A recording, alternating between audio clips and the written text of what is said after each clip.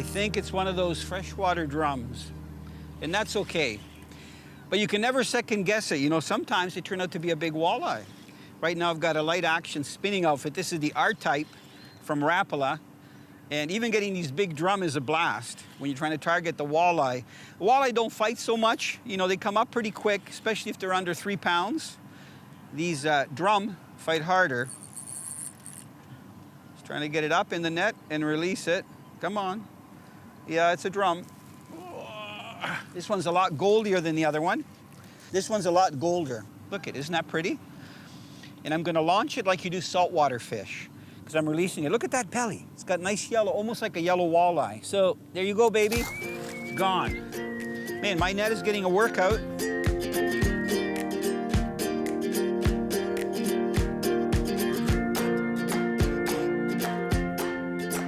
You know, this is actually a slow time to fish. It's about 10:30 normally, but because we're fishing in deeper water, the fish are still hitting pretty good. Yep, nice eater walleye again. Amazing fishery, just amazing. When you consider all the fish, the amount of pressure that the river gets from anglers, local anglers, and I know guys that travel, you know, several hours to get here to enjoy the great fishing there. You know, most of the guys that come here catch so many fish that they release a lot, but they also keep some for eating. Look at pretty walleye. Because Mike said the brown worm was working well, I actually went to a helgi, which I'm going to tell you about in a second. It's the same lure that I was using yesterday to catch big bluegill and pumpkin seed. Okay, got him in the net. And he's going to be ready in a second here. Just going to move the net away. Come on, there he goes.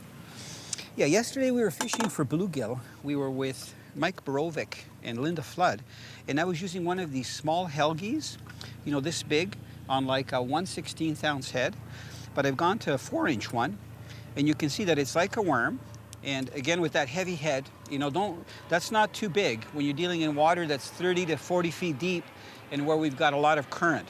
So again, you can see the action on the tail and also on these little legs, just like a real hellgrammite.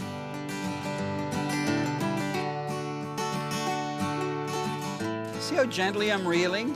The one thing you don't want to do is do like really sharp hook sets for these fish, especially the smaller ones. Look it, nice walleye. This one's a little bit bigger. You're gonna head shake, don't throw the hook. Head shake in the net. There's a bigger fish. Nice and slim, and he's got some color. He's hooked just nicely. See the hook right there? It just went through that upper jaw, just back behind the maxillary, and there's that helgi. I'll tell you, that is look, it's like a whip. I think it's pretty tantalizing. That's why he grabbed it. Isn't that a gorgeous fish? Beautiful walleye, good eater. Mr. Walleye. Look at, nice fish. It's got a broad back. Come on, there you go. Bye-bye.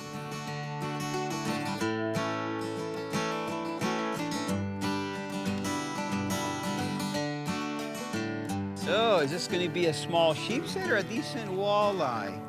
It's fighting like a walleye. Usually walleyes just tug a little bit on the worm. Come on. Okay. Look, he's a little bit bigger. That guy's about 2 pounds. I'm guessing maybe 2 1/4. Perfect fillets, you know. 2 fish like that is a meal for a person.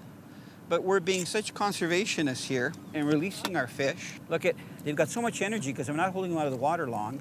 Hey. Going the wrong way.